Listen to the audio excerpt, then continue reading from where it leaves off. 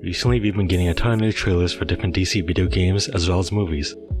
But the reveal of these new movies and games has sparked a bit of controversy among some fans. While the new trailers generally had positive feedback, some people had some issues with how Zack Snyder described his films. In a recent tweet by Zack Snyder, he gives a snarky response to a critic by claiming that his DC films aren't targeted towards kids and instead are meant for grown-ups. This caused a bit of drama on social media as people would start to argue on who exactly are superheroes meant for. Although I feel like Snyder's comment was mostly meant to be just a smart-ass reply, there's a little bit of truth to it. There's no doubt that more often than not, superheroes have mostly been targeted mainly towards younger audiences. But if you take a look at the superhero genre now, you can see that there are a lot of new TV and films that lean towards a more mature and dark tone. Movies such as The Dark Knight and even Avengers Endgame have a lot of mature moments in them, despite the idea that superheroes are meant for kids. But with the Zack Snyder films, we get to see a more mature approach to characters such as Superman and Batman that most audiences probably aren't fully used to. So Zack Snyder isn't entirely wrong when he says that his DC films are meant for grown-ups. But is it bad for the director to take a more serious direction with these fan-favorite characters? Why so serious?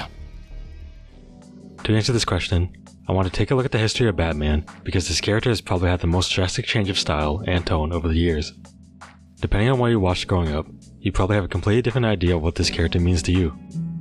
One of the most earlier and most popular adaptations of Batman will be played by Adam West in 1966. Right away you can clearly see that this version of Batman is a completely different character than what most modern audiences are probably used to. This Batman is more goofy and doesn't really take itself too seriously, but is a fan favorite amongst a lot of people who being one of the earliest Batman to be seen on film.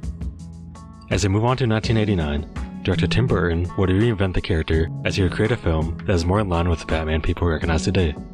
Funny enough, the darker and serious take on Tim Burton's Batman would cause a bit of controversy as comic book fans would complain that this wasn't the Batman they knew of. But despite early criticism of the film, people eventually started to fall in love with Tim Burton's Batman and Michael Keaton's performance as Bruce Wayne. The success of the film would eventually be a turning point for the character as a whole, and no longer would we get the campy style as seen from Adam West's Batman. Unfortunately, for those that criticize the tone of the Tim Burton films, Batman will only get darker with future iterations. In 2005, Christopher Nolan would bring in another version of the Caped Crusader, played by Christian Bale. What the hell are you? I'm Batman.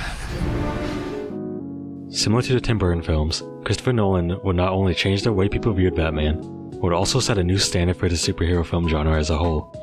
The Dark Knight trilogy created a Batman that was more grounded and realistic. Nolan wanted more focus towards character development as opposed to just having cool action scenes. This would help set up the stage for future comic book films, as they would try and emulate this formula. Christopher Nolan really puts in the time to build up the characters of his movies in order to get an understanding of what motivates them. Watching these films makes it obvious as to why so many people think of Christian Bale as the best Batman. But following the conclusion of the Nolan trilogy, and the rise in popularity of the Marvel Cinematic Universe, DC wanted to create a new set of movies following the formula of the Avengers films. With what is now known as the DC Extended Universe, we've got a new set of superhero films which have gotten very mixed reviews from fans. This new movie universe brought in a ton of new heroes, and of course a new Batman, which is played by Ben Affleck. And similar to every other new Batman that we've gotten, the character was made with an even more darker and serious tone than the previous. I think I'm starting to see a trend here. So with the new DCEU, it kinda got off on a rocky start, as people would get a little upset with the gritty style of the Zack Snyder films.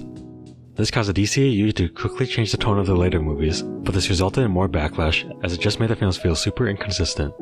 So with all the negativity surrounding these movies, DC decided to slow things down and focus less on universe building and more on the movies themselves.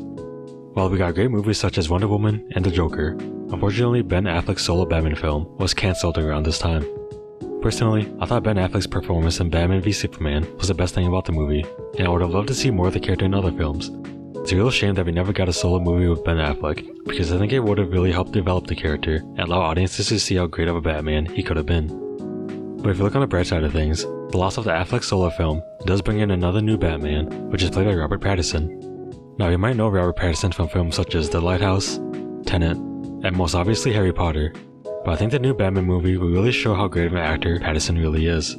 The new Batman movie, directed by Matt Reeves, follows the trend of previous films and takes on a new direction for Batman that is even more dark and grittier than before.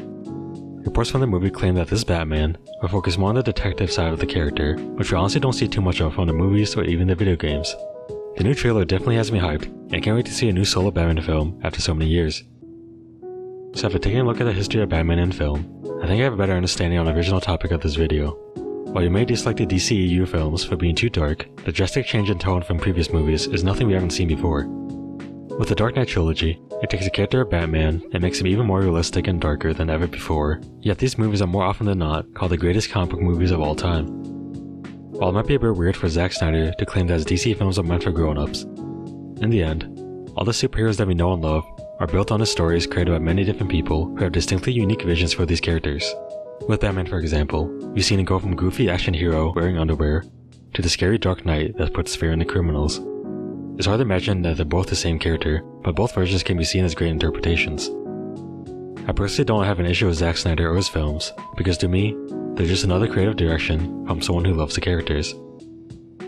Thank you all for watching, and I hope to see you again. You shake a pretty mean cake, Batman. I'm vengeance.